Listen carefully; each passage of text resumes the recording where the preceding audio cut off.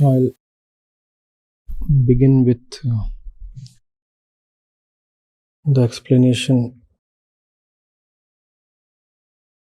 So, we'll have this session, welcome everybody, in two parts. In the first part, we'll cover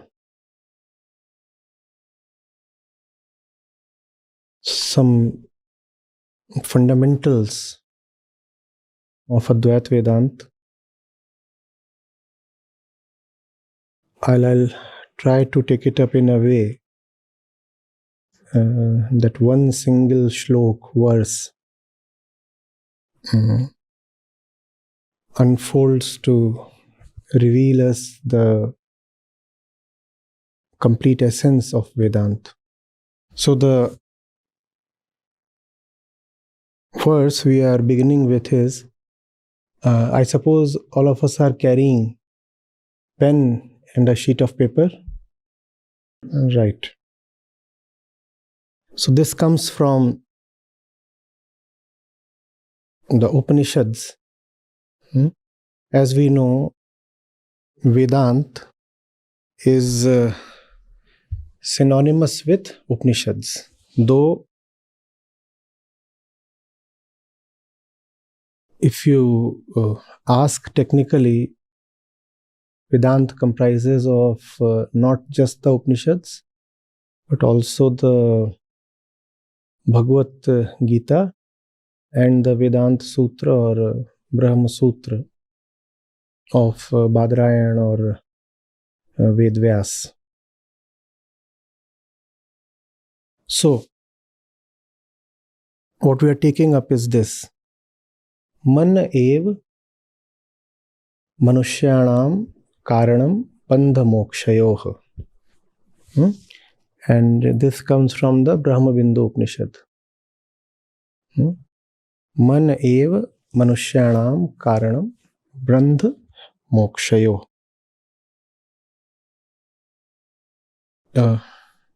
Translated, it would read, the mind alone is the cause of both bondage and liberation. Bondage and liberation. Now, starting from here, we'll venture deeper.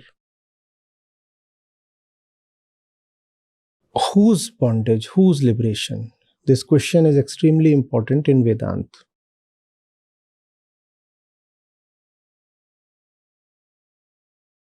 And the one who is at the center of attention is nobody else but the self. I, me, the questioner, the seeker. So Vedanta begins with an admission of one's suffering. One feels suffocated. One feels hurt, wounded, betrayed. And all these are cumulatively termed as bondages. Bondages. So freedom from the usual state of the self, the I, the ego, is the ultimate objective of Vedanta. So liberation is the goal. Liberation of the ego, the little self, the me, the I, from its usual state. My usual state is not something I can be contented with. Therefore, I seek change. Change not just nominal, superficial, but very fundamental. I just don't want to dress up to please or deceive myself.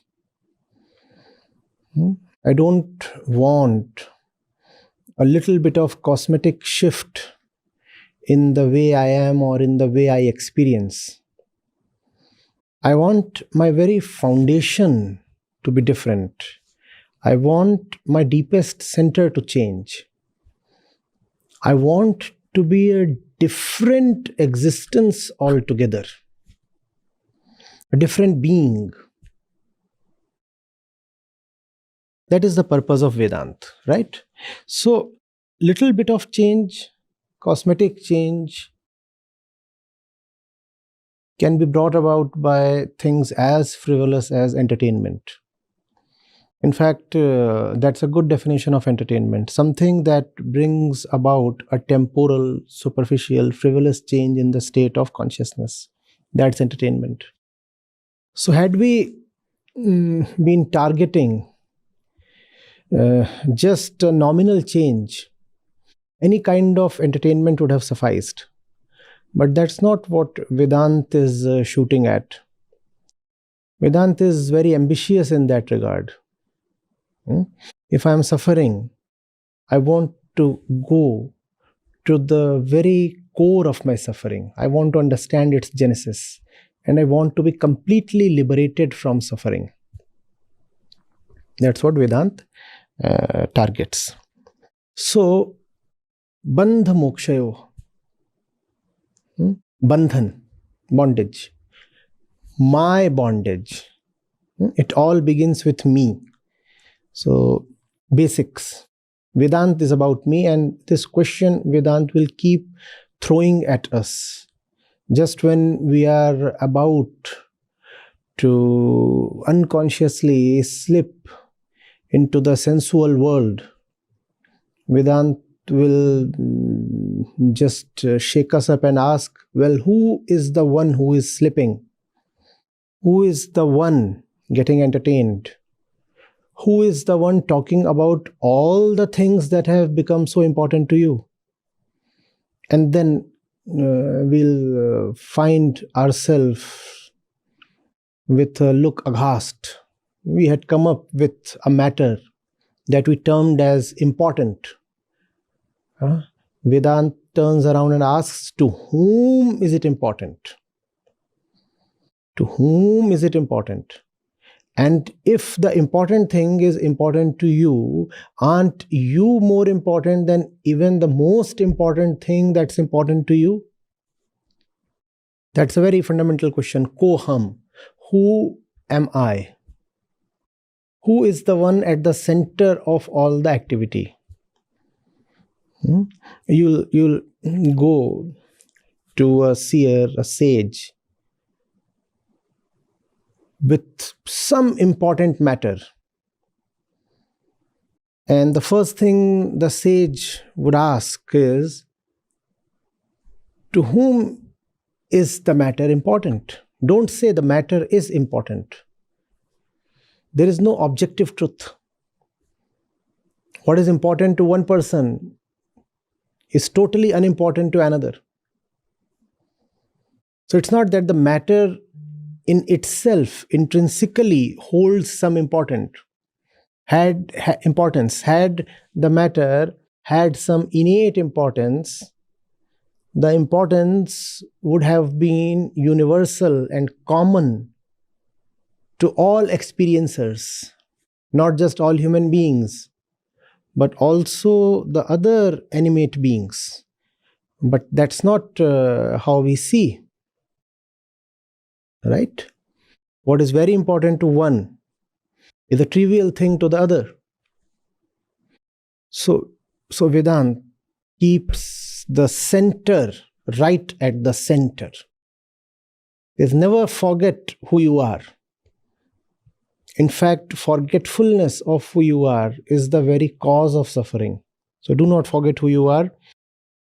So when we talk of all these big things, the mind, the world, the entire expanse of spiritual jargon, Vedanta says, well, keep one very little thing, that small letter right at the center, I. It's all for me. It's all for me.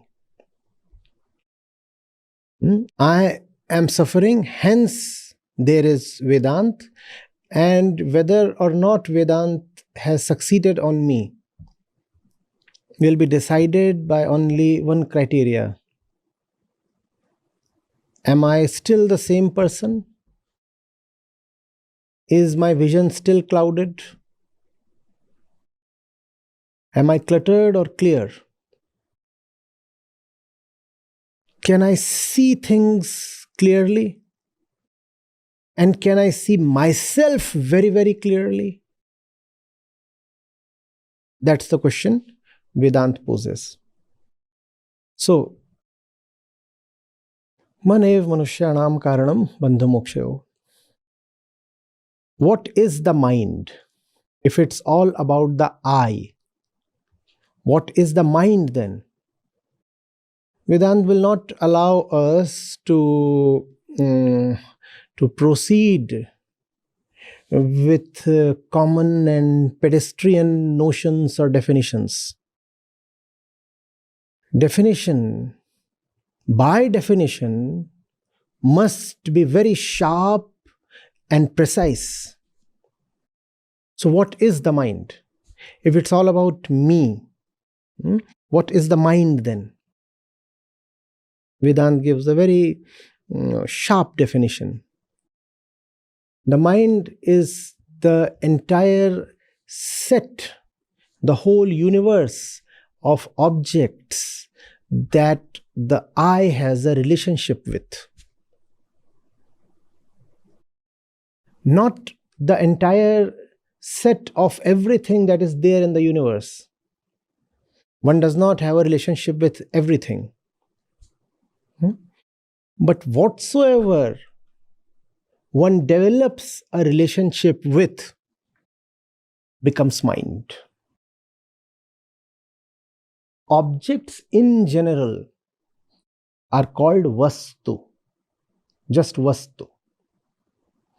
But the object becoming the mind is called vishay.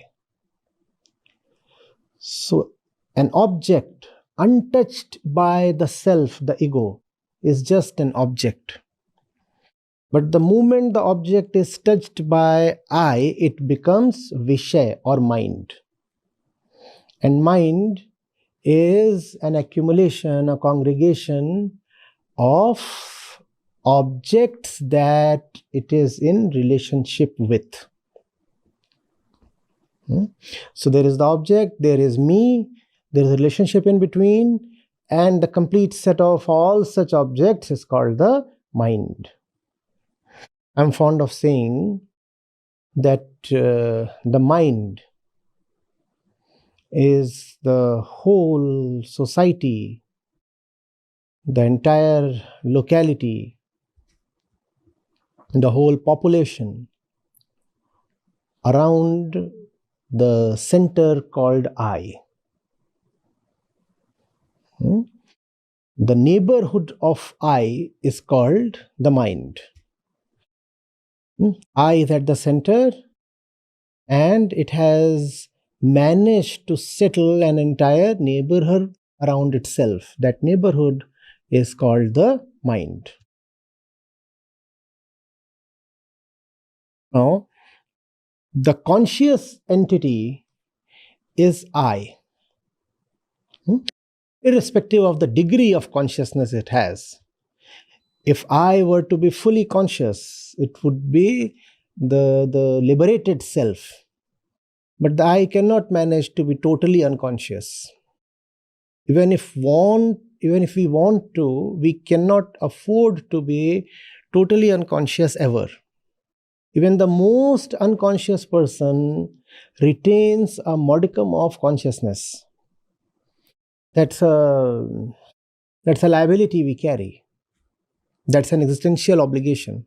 As long as you are, you can never be fully unconscious. So there is the I, and there is the entire universe, and the I wants to strike a relationship with certain objects in the universe. The objects that it manages to have a relationship with constitute the mind. You would ask, why at all must the I have a relationship with stuff? Because the I, the ego, which is at the center of all inquiry and all seeking, is by definition an incomplete entity. It's called aham. Vedanta calls it as aham. Aham denotes the sense of self defined by constant unease. And therefore, a constant striving. I'm not well. I'm not at ease. I'm not well. I'm not complete. I'm not secure. That's what the I is. And since this is the way the I is, hence Vedanta, else there was no need to explore and look for a treatment. The I says, I'm not well. Therefore, there is a need to seek something that would treat it and restore health to it. So the I says, I'm not all right. I'm not satisfied. I'm not well. I'm not home. Therefore, something must happen. Since I'm not complete, therefore, something must be added to me. The status quo won't do, because the status quo is suffering. Things as they are right now cannot be allowed to continue because I don't feel well. The ego is something that never feels quite well about itself. I don't feel well. Something ought to change. And how can I bring about change? By relating with the universe. What is my universe? Largely it is defined by the scope of my senses. But because the senses will not suffice, therefore the sixth sense comes into question, which is the ability to imagine, picturize and conceptualize. So I can see things and have a relationship with them in order to feel better. And if I cannot see things or hold them or touch them, I proceed to imagine things in order to feel better. But I must feel better. My present state is of distinct unease. Something needs to be done. I'm suffering. I need to add something to myself, or I need to subtract something from myself. I need to paint myself in another color. I need to become somebody else. That's how the ego keeps uttering. So the ego says, I don't feel secure. Can I add a little house to myself? You say, I don't feel secure. Can I add a teeny weeny partner to myself? Oh, I don't feel complete. Can I add a few members to my family? I don't feel sufficient. Can I add a few zeros to my bank balance? That's how the ego operates. And in all matters of operation of the ego, an object is related to. An object is clutched. That clutching is called the mind. The ego is sticky. Like a child afraid. once it gets hold of something, it won't loosen the grip. All the things that the ego grips together constitute the mind. And the ego, in its own view, has a valid reason to clutch at things. The valid reason is, I am insufficient, incomplete. Obviously, I cannot continue the way I am. Therefore, I must take help of the world. There are then two worlds. There is the universe of objects and there is a universe of relationships. For the ego, it is the world of objects that constantly keeps becoming the world of relationships. The ego cannot afford to let objects continue as objects. If there is an object, for the ego, it must be my object. The ego is not at peace letting the world of objects be. The ego says, oh, that thing in the window of the shop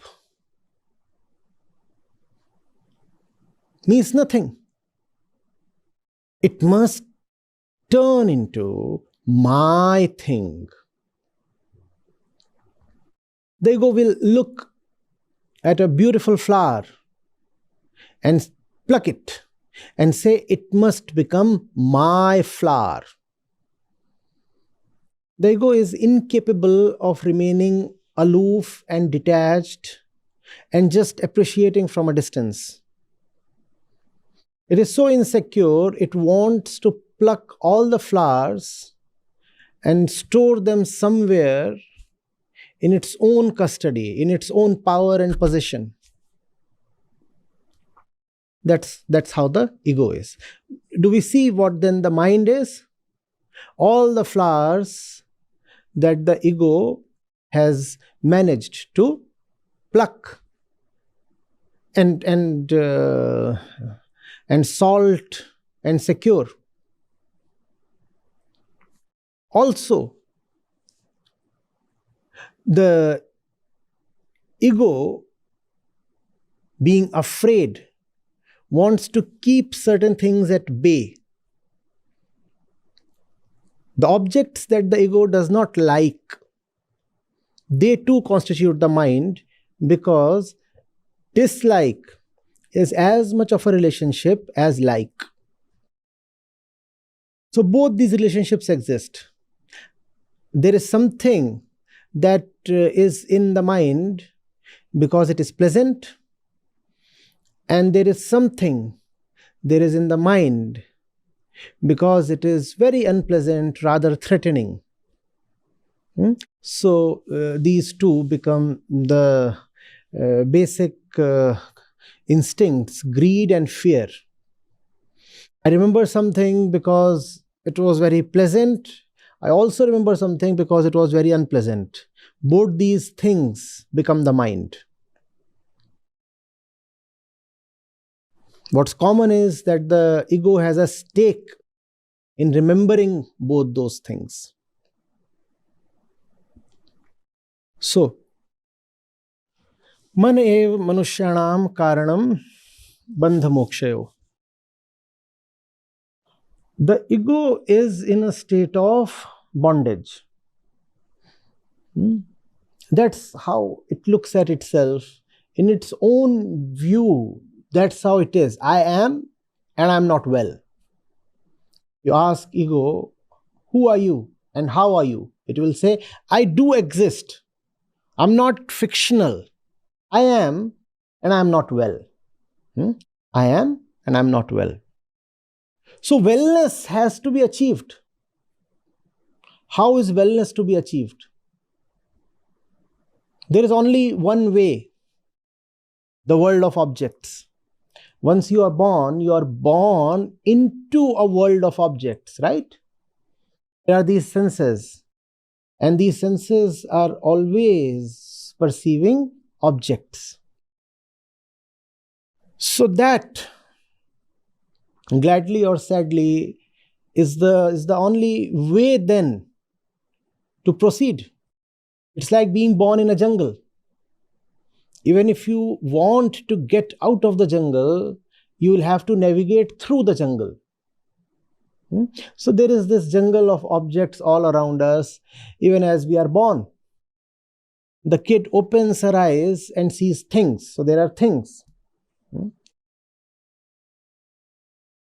How then must we tackle this very important and very serious question? The question of bondage and suffering. Vedanta says the answer lies in right relationship. Right relationship. Man ev. There is no other answer except right relationship. Ev means he. Exclusively the mind. Nothing else but the mind. That is what ev denotes. Nothing else but the mind will bring you to bondage, deeper bondage, or to liberation. Nothing but the mind. What is implied? The implication is, there is the world and you exist in it. At least that's how you perceive your situation. You better have the discretion, vivek, to choose the right objects to associate with. How is a right object chosen? First of all rightness is with respect to myself. I am not well. Therefore, that lack of wellness will decide the rightness of the object. The attractiveness of the object will not decide its rightness. The usefulness of the object will decide its rightness. The Upanishads put it this way: not pray, but shreya. Do not go by what is pleasant to you. Go by what is helpful to you. Never forget that you are diseased. You do not need to titillate your taste buds. You need to restore your health. Pray means that which is pleasant or attractive. Shreya means that which is helpful. And it is very difficult because the ego, by its very constitution, is drawn towards stuff that it likes. The ego lacks self-knowledge. It does not know who it is, but it feels that it suffers. Please understand. Happens with most of us. You have something in your stomach, a little ulcer, let's say, a bit of a tumor, something. You don't know what exactly is the ailment, but you experience the suffering, right? So that's how the ego is. It experiences suffering without knowing why it suffers. Therefore, it gives false treatments to its suffering. All that which appears pleasant to us is actually a case of false treatment that the ego wants to give itself. And false treatments are known to fatally aggravate the disease. Please understand. The ego feels, experiences, something is not wrong with me. Something is wrong with me. We all do that. But it requires a certain effort and a certain expertise to know what actually is wrong and with whom is the problem. The ego has neither that expertise nor usually the inclination. Therefore, it just experiences a certain unease without knowing what the unease is about and to whom is the unease. Therefore, driven by the unease, without knowing the unease, it proceeds towards things that it just likes. That's called prayer. It's called prayer. So, the usual relationship of the ego is a relationship in blindness. I'm not okay, I don't feel okay. Therefore, I rush towards something that I feel will be good for me. I feel will be good for me. And when you do not know what the disease is, then it's very likely that you will pop up pills that are either totally irrelevant or even quite dangerous. All the methods that the ego adopts to treat its own condition are known to prove ineffective, irrelevant, and generally exercises in self-deception. And with time, the ego becomes a master at self-deception. I don't feel well, I pop a pill. I don't feel well, I go and buy something. I don't feel well, I pick up the phone and indulge in gossip. I don't feel well, I offer myself some kind of distraction, some method to escape from my state. I'll proceed on a vacation. I'll go and enjoy some kind of culinary or physical pleasure. I'll not want to investigate into what really the problem is about. So the usual relationship is a relationship of unconscious blindness, instinctive compulsiveness. I don't know what I want, yet I experience, I feel that I want something. So I just almost randomly pick up something. If not randomly, then by looking at others. That is the logic, if such a thing can be called logic at all. Why are you according this kind of treatment to yourself? Because that's what everybody else is doing. Why do you binge shop on weekends? Because there's nothing else to do. Why are you taking this decision? Well, I don't know, but isn't it obvious? It's not obvious. Kindly explain. Why have you taken the decisions that you have? No, it's an absurd question. No, it's not an absurd question. Kindly explain. I don't mean to jettison common sense altogether. I stop this conversation here. So all these things, all these tricks that the ego employs, common sense, obviousness, these are nothing but tropes to hide the lack of self-awareness. Since we do not know what we are doing, therefore we hide behind these comfortable words. We say, well, what else? Yes, obviously.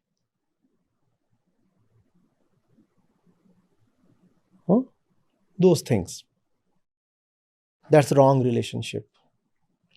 Any relationship that is formed without knowing who is the one entering that relationship and for what reason is a wrong relationship.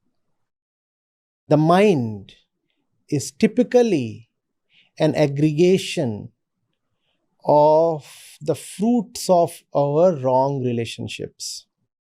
Hope we understand the word relationship. Relationship does not just mean the thing that happens between a man and a woman as is usually taken. I buy a mobile phone, that's a relationship. I buy a new shirt, that's a relationship. Go to watch a movie, that's a relationship. What does the paint on that wall mean to me? That's a relationship. There's the pet that I have, that's a relationship. I have memories from the past, that's a relationship. I have hopes for the future, that's a relationship. So typically, the mind is full of wrong relationships because the one forming relationships has no self-knowledge, but it has a lot of unease. Like a man with his body on fire. His capacity to clearly think, clearly see has been paralyzed. He's on fire. But he's experiencing extreme pain. That's the condition of the ego. It experiences but does not know. So what will the man do? The man will just run about with all the energy possible in any given direction. We very well know that when buildings are on fire, people often jump from the 7th floor, 10th floor, 60th floor. When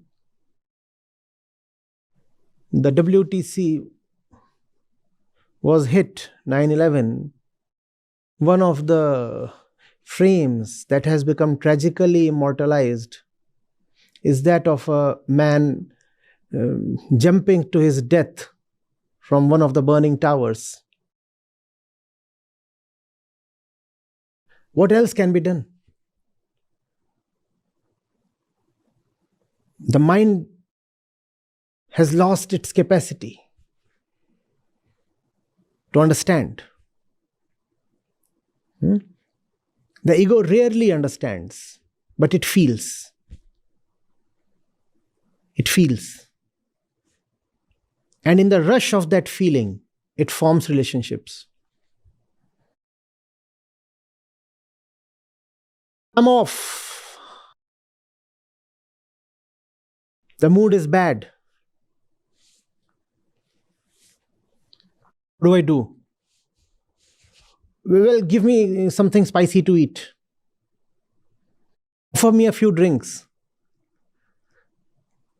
That's far easier than venturing into oneself and investigating why exactly is the mood off. That seems like an easier option, to just drown oneself in a few drinks. So that a relationship is formed. Now this relationship is not the right relationship. Therefore, the Upanishad is saying that the mind itself is the cause of bondage. We start with bondages, and if we do not know that we are in bondage, then every new bonding that we enter into is actually a new bondage. Bonding is relationship, right? What we call as bonding is actually bondage. Please understand.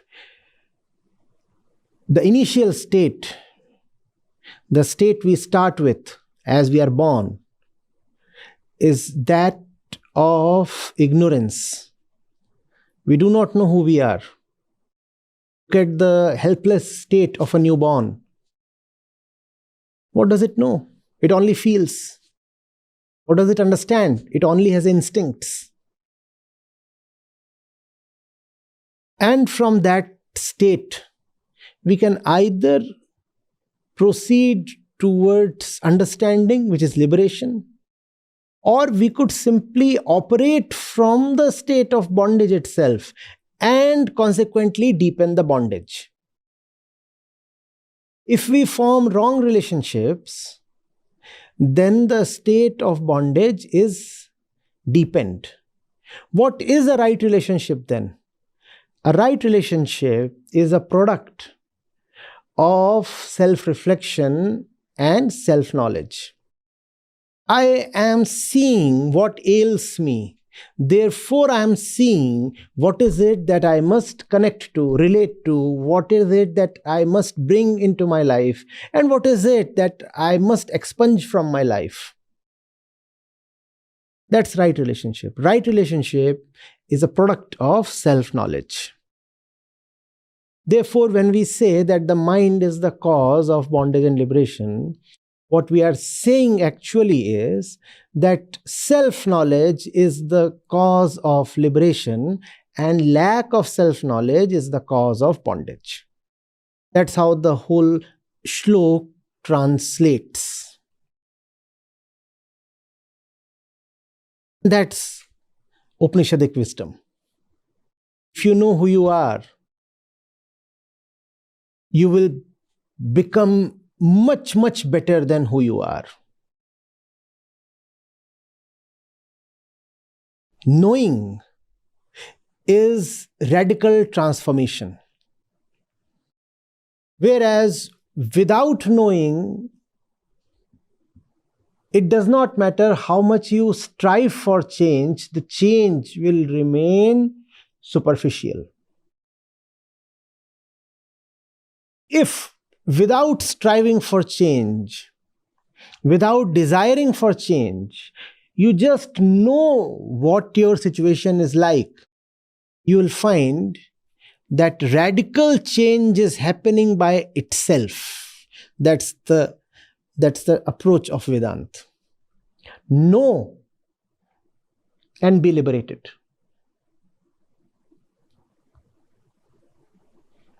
Not do and be liberated. No. Know and be liberated. You see, in the Bhagavad Gita, it's a beautiful thing. Chapter 1 is about the travails of Arjuna. He's in a miserable state. Chapter 1 captures that.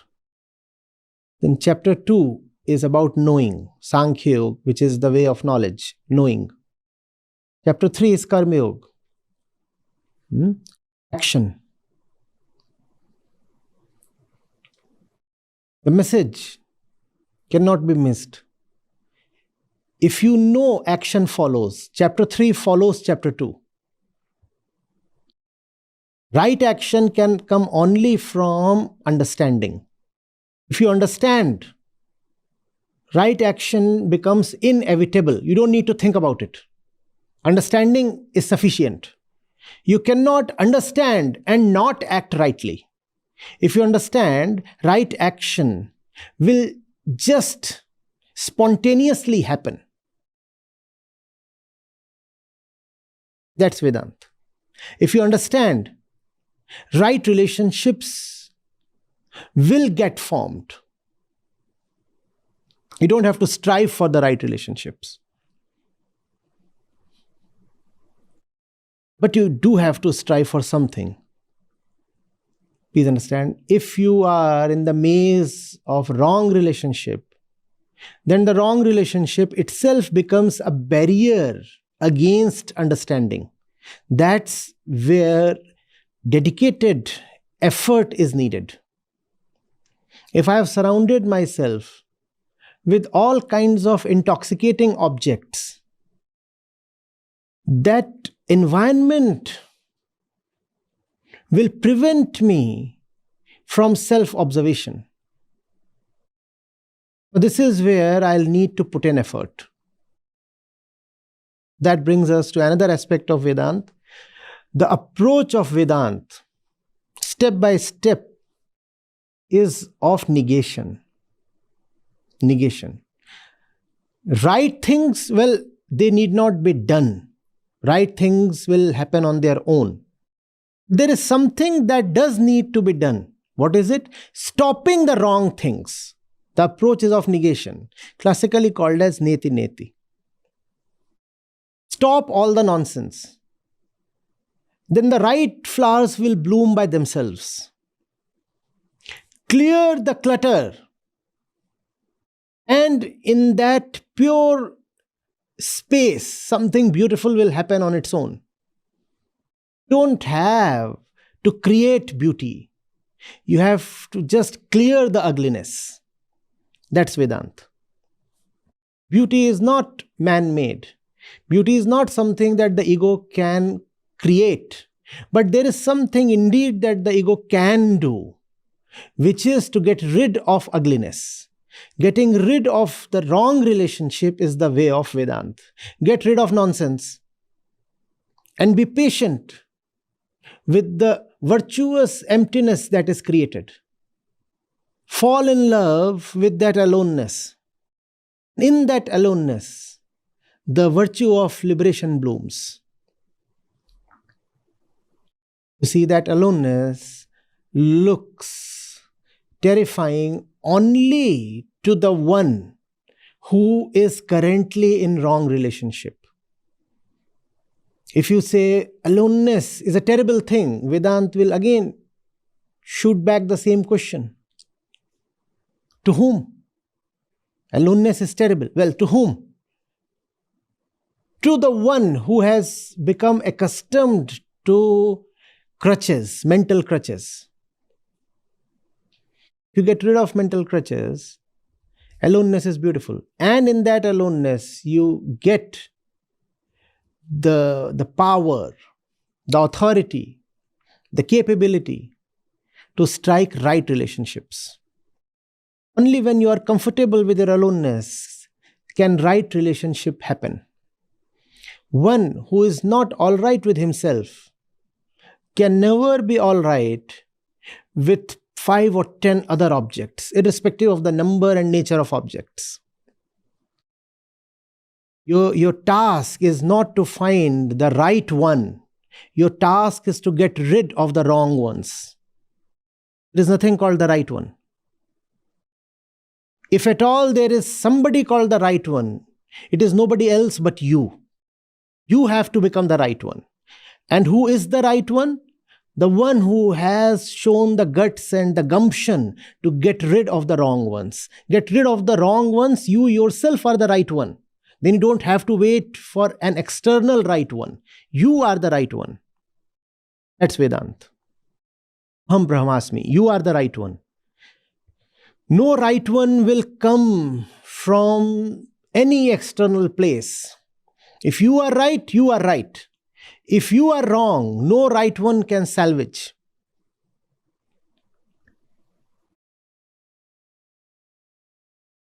Getting it? When it is said, man eva manuṣyāṇāṃ kāraṇaṃ bandhamokṣayoḥ, what is said is actually know yourself, know thyself. That's the central message. When you know yourself, you know what's blocking you. You look at yourself and all you find is a clutter of needless objects. Get rid of those objects. Get rid of those objects and remain peacefully in your kavalya, in that pristine aloneness. That pristine aloneness in Vedanta is known by the great and final name of Atman, great self, Atma. Atma, which is truth.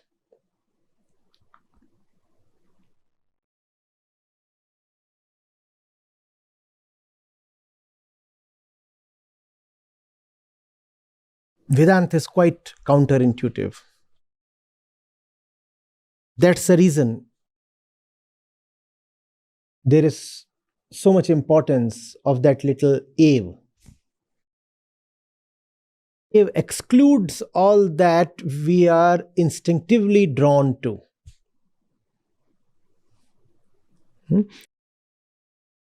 We think the cause of bondage is situation. No, it's not the situation. The one in bondage is the cause of the bondage. Nothing outside of you is the cause of your inner situation.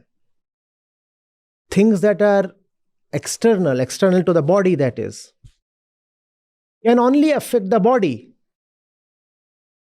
You are not your body.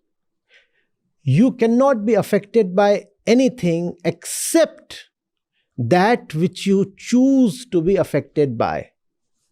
And why do we choose to be affected by something? We think it would be a profitable deal to get affected. Something is tempting me. I decide to yield to the temptation. Decide to get affected. Why? Because there has been some inner calculation that says, if you yield to the temptation, you will benefit. So it's not the thing that I have yielded to. I have yielded to my own inner calculation. So Vedanta is trying to exclude that thing from having any power over you. Vedanta is saying, no, that thing has no power at all. You are the master of your fate. You are the owner of your life. Irrespective of what the world is doing to your physical existence, you can still be ruler within. And that's how one has to live. Otherwise, there is no point in living. Living is then a miserable exercise. Internally, one must have her own kingdom.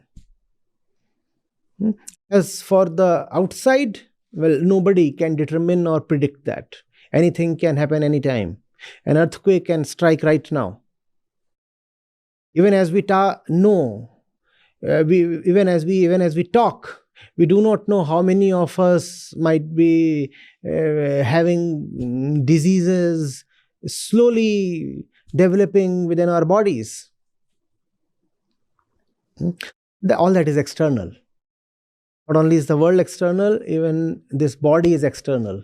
One has no control over that. One must have control over oneself. I cannot determine all the things that will happen to me, but I can determine how I will respond to anything that happens. And I can also determine whether or not I will respond. And I can determine that in the middle of all that is happening to me, I will remain the unaffected, silent, peaceful monarch, being all the dignity and all the assurance. That's the approach of Vedanta. Manev manuṣyāṇāṃ kāraṇaṃ bandhamokṣayoḥ. Do not blame the world. Do not play the victim. Do not think that situations can mean anything to you beyond a point. Own up. Take responsibility. Accept the driver's seat. Your own life. Don't allow the drift to carry you away. Vedanta is the philosophy of total empowerment. Aham Brahmasmi. I am the highest that there can be. And as long as I am not that, I'll keep striving. Keep striving by the way of negation, by the way of neti-neti. I'll keep dropping everything that keeps me down. There is no power outside of me that can have any say over my absolute sovereignty. Brahmasmi. I am the one, and I am the only one. When it comes to the body and the physical existence, obviously there are limits, and I understand those limits. I respect those limits. I'm not stupid enough to quarrel with that. When it comes to the one that I am, the I must be unconditionally free. The I is not born unconditionally free. The way for I to gain that unconditional freedom is through self-knowledge. I'll keep observing myself. I'll watch my tendencies. I'll see how the body operates. I'll see what is commonly called as the thoughts and the feelings, how they arise and fall. Watch all those things, and that's called self-knowledge. Observing myself, I'll come to know who I am, and from that knowledge, all that is needless is dropped. Once the needless is dropped, find that there is freedom.